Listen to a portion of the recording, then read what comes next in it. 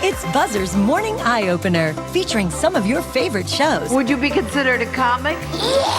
Set your alarm You bet you're Bippy.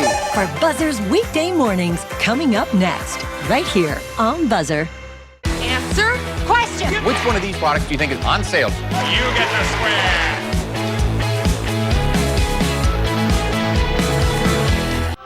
Ladies and gentlemen, Gary Moore.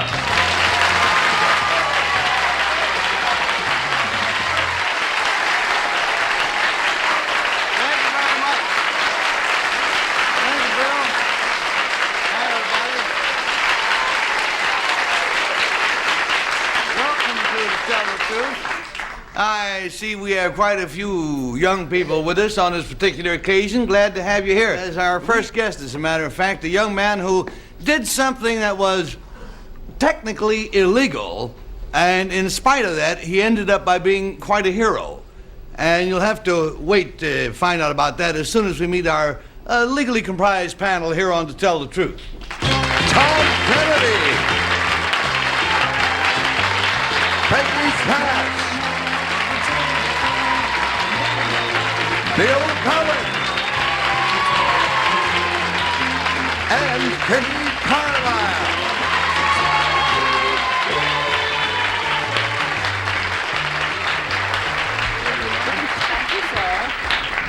A sterling-looking group we have with us today.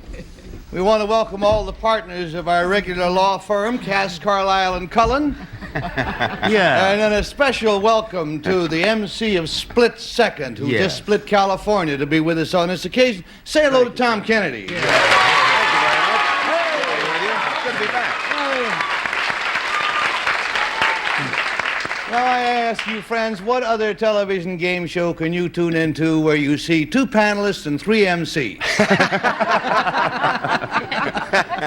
That's right. You watch this show and you're going to see every Tom, Bill, and Gary. Where it works out. Well, let's see. And fellas, don't second guess me, right? No, no. If I louse things up, which I undoubtedly will, sit there and smile. All right.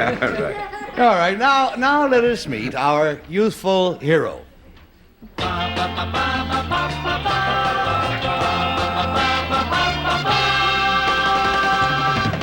Number one, what is your name, please? My name is James Alessandrini.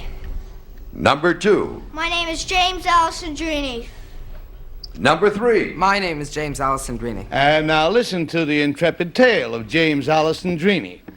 James says, I, James Alessandrini, became a hero by doing something illegal. Here's the story. I was sitting in the back seat of my school bus on what started out to be an ordinary day. There were about 28 of us on board, and as we were driving along, I noticed that our driver had suddenly slumped over his seat. At first, I thought he was bending over to pick up something on the floor, but when the bus began to swerve, I realized something was really wrong. So I quickly rushed to the front of the bus, turned off the ignition with one hand, and steered the bus with the other. It was really tense. We barely missed an oncoming car and a large clump of trees. When we finally came to a stop, we were just about a foot from a big ditch. Signed, James Alessandrini.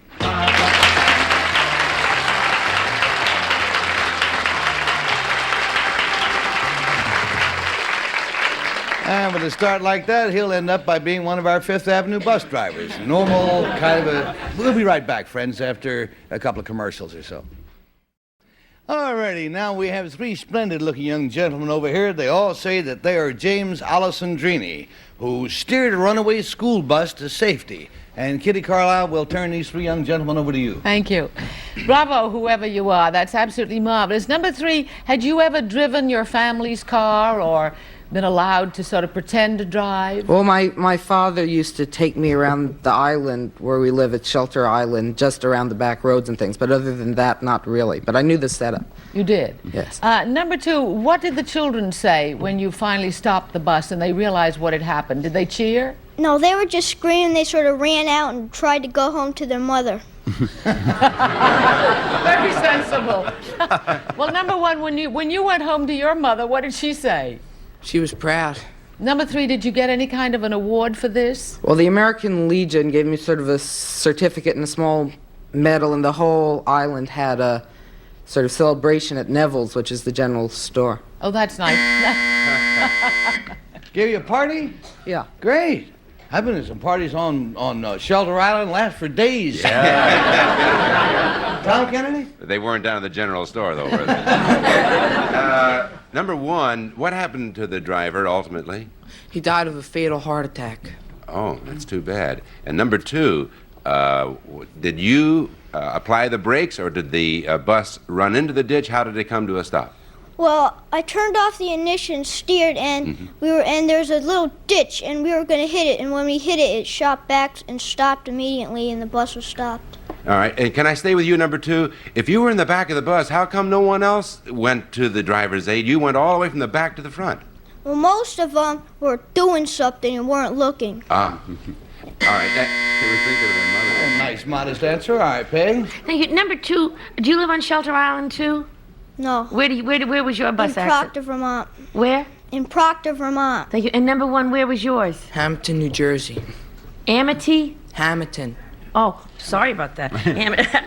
Now, number two, most of the kids in the back seat in buses are big kids. You're kind of a little kid to be in the back with all those. At least when I rode the school bus, the boys in the back were terrible boys, and the nice kids sat down front. What were you doing in the back of that bus? Oh, nothing. I was just looking out the window, and I saw we were heading for a clump of trees, and then I looked up front, and I saw the bus driver lumped over on his seat.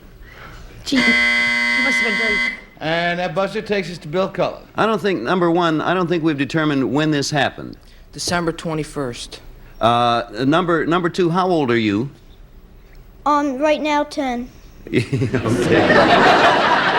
I'll settle for that number two. Sounds like a good price to me.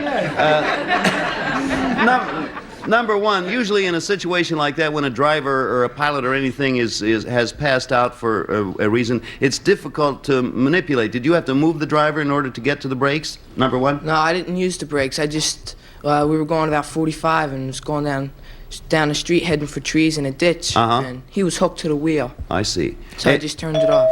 Thank you. And there goes that little bell, and that knocks off any further questioning. Time now, panel, mark your ballots. The audience and I will take a look and try to decide whether we think it's number one or number two or number three. Remember, we pay each team of challengers $50 for each wrong vote. We pay them $500 if they stump the panel. And Kitty starts, please. Well, they're absolutely marvelous, and if I were your mother, I'd be proud of you myself. I voted for number one. You got a number one, Sean, and we go down the end to Tom Kennedy. Well, I tell you, Gary, when he came up with the party, the celebration party at the general store, I just don't see how he could possibly make that up. I went with number three. All right, we're split on both ends. Peg, how you going? Well, here we go again.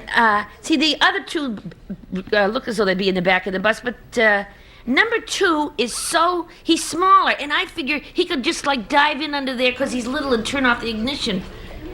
Little fast one. Sort of like a jockey. Okay, we're all the way across the board, and Bill Cullen, you're going to have to cast a majority vote. How you going? You know, I know if anyone had a party for me after I did something heroic, I wouldn't want it to be in a general store. I find it a more exciting place. Anyway, I voted for number one. All right, we got a pair of ones, and James Alessandrini wasn't the only youthful hero on the bus during this incident. A schoolmate of his named Robert Richards shares the honor with him. So, Robert, you want to come out here and pick out which one is Jim? This is Robert, who had a hand in this. We'll find out what. And which one is Jim? Where's his buddy? He ought to recognize. There he is.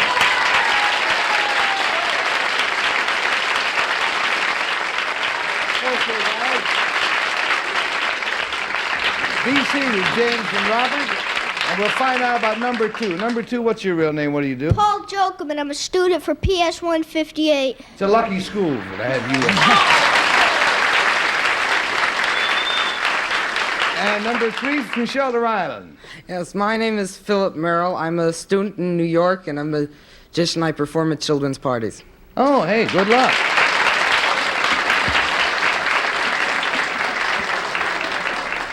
Robert Richards, what was your part in this thing? You said that you shared in the honors. What were you doing while James was turning off the ignition? Well, I held the driver up. Oh, you went and held the driver up, huh? See, and did you also get all this Yes. big party and stuff they gave for you? We didn't exactly get a party. Did you get a spanking? You just were glad to get out of it, huh? Well, thank you, Robert. Thank you, James. And thank you, gentlemen, for being with us on the show. Now let's meet an authority on your personal safety.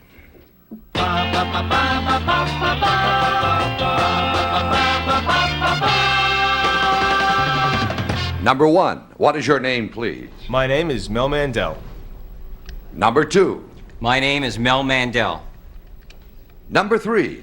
My name is Mel Mandel. And here's the rather important story of Mel Mandel. It says, I, Mel Mandel, am here to tell you that the crime level in this country is going to rise before it drops. This year alone, more than 6 million Americans will be victims of serious crimes, including 2.5 million burglaries and 1 million car thefts. And crime in the suburbs is rising at a faster rate than city crime. In my book, titled Being Safe, I spell out a regimen of sane, reasonable ways in which the average citizen can protect himself. I explain how doors and windows can be safeguarded, how to protect your cars and offices, and I give practical advice on coping with muggers and obscene phone calls. It was a personal experience that prompted me to write this book. 3.5 years ago, my own mother was stabbed by a mugger. Signed, Mel Mandel.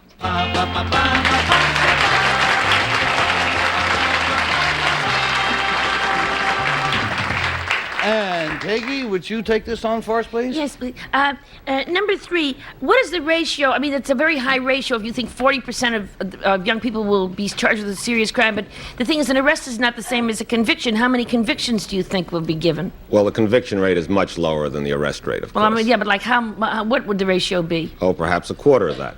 Well, that's still quite a few. Now, number 1, how would you safeguard a car? And don't tell me to put an alarm on it, because I know a guy who had an alarm and they towed it away. You know, so what's the way so that you could protect your car in the city? Park it in the garage would be the best deterrent, but even that is not a complete deterrent. You're telling me? I know a guy who had 2 Rolls Royces stolen out of the garage. I won't say what garage. It's very handy to my house. So the thing is that they go in into garage. Well, then, okay, number 1, there's 2 ways you can't safeguard your car. Do you know any way that you can? Take a taxi? Yeah, well, yeah, actually, that's okay. Thanks, Peg. Let's go. All your car owners are grateful to me, right? Yes, let's go to Bill. If I had 2 Rolls Royces, I wouldn't care if somebody stole my car. Someone stole my 2. The only person I know who owns 2 Rolls Royces also owns this show, so he won't. And the other guy is the one who stole them, but that's another story. It's the whole story of the production staff here on the show. Now, to get down to the business at hand. Number 2, what do you think of?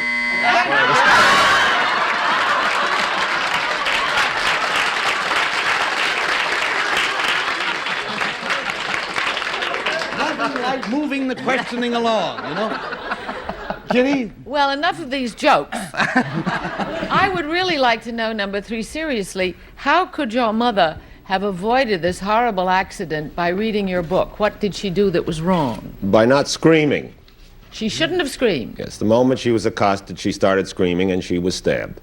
Number 2, what did he want? Simply her money, her pocketbook, whatever? Was that the idea? He just simply wanted her purse, and if she was nonviolent or did not scream, that would have been the end of the assault. Thank you. Number 1, we've often had policemen on our show who were in charge of public safety who've said that a woman's scream is a very good deterrent. You don't agree with that, I take it? No, we don't. The reason for that being, if you resist a mugger, if he's really intent on getting what he wants from you, he's going to resort to violence to get it. The best way is just to give it to him, let him have what he wants, and try to avoid the violence. I see. Thank you. And we go down to Tom Kennedy. Number 2, do you agree with that, too? That Yes, she I should do. not scream? Yes, I do. All right. And incidentally, number 2, your mother's all right, I hope. Yes, fine. Okay. And number 1, do you anticipate crime prevention someday being taught in school? I would hope so. There really is no way to keep up with the techniques of the criminals because the criminals are multiplying much faster than the rest of the population because that segment of the population which commits the most crimes is the one that's reducing fastest. Number 3, give me just 3 of the cardinal rules or the 3 pieces of advice you would give to people to help prevent, or rather, ward off a burglar? A burglar? Yes. Well, first of all, if there's an operation identification program in your community, take part in it. I would urge a good set of locks. And don't tell anybody you're going on vacation. Mm-hmm. And there goes that bell. And gentlemen and ladies and gentlemen, mark your ballots. And the audience and I will mark our own in our heads for number 1, or number 2, or number 3. And Peggy, you look positively smug. Well, no, the thing is that somebody jumped out at my mother, a mugger, and she has a wild Irish voice. I sound beautiful compared to my mother, and she let it go, and he ran. So I don't think it's always true that you shouldn't scream. She let out a piercing yell, strictly from South Boston, and he flew. But anyway, I voted for number 1. All righty, we got a 1 showing, Bill. Well, based on the questions I asked and the answers I got, I voted for number 2. And Kitty. Well, I'm very anxious to read the book, and I think it's number 3. He sounded very honest and sincere about his mother, and I'm sure that either way would be right. Once again, we're all the way across the board. Tom, this time you break the tie. I know you're running short on time, so I'm just going to say number 1. Nice to have another MC. Here we go. And so, the votes have been cast. Will the real Mel Mandel please stand up?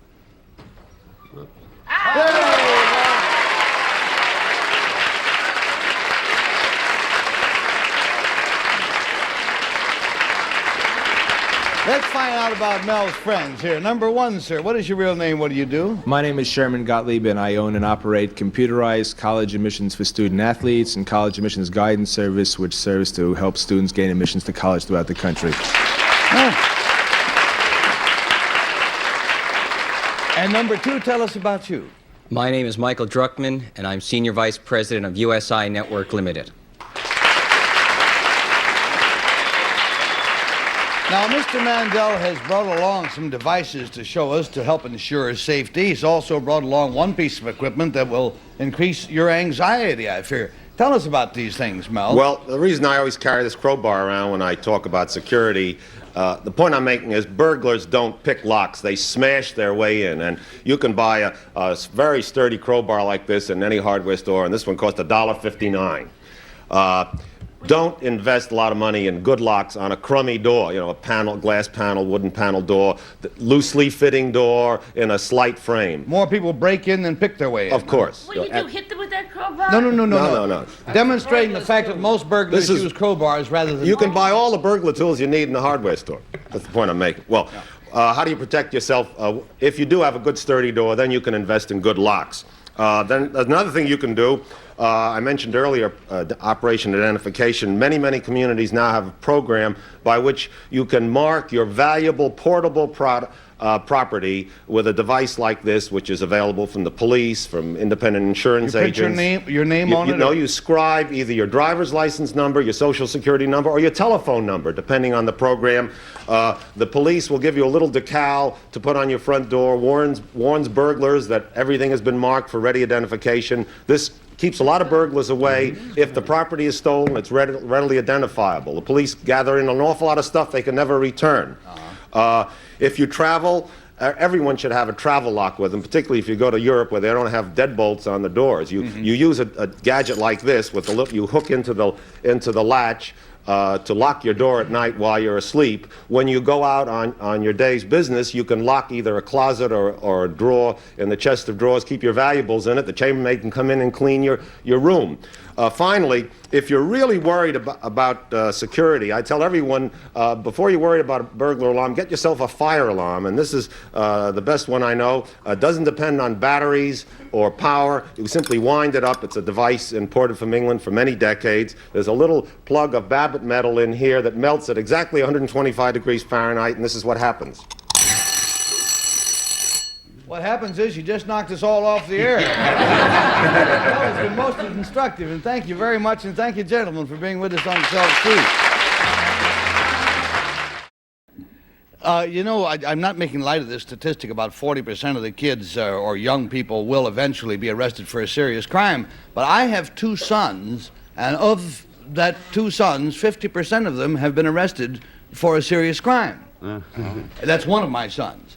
He was involved in a fraternity thing when he was at the University of Arizona, and he had to steal the hat of the cheerleader of the opposing college or something or other, and he was being chased by the other kids. See? So he ran through this suburban neighborhood, and he climbed up on a roof, keep the other kids from catching him. What he didn't know was that there had been a series of cat burglaries in that neighborhood, and they got my son, and they took him down to Pokey, and they put him in the jail. And it had big headlines in the paper. Gary Moore's son arrested as cat burglar. And of course, This is for initiation fee? yeah, for a fraternity kind of Have they thing. let him out yet? No, I still write to him.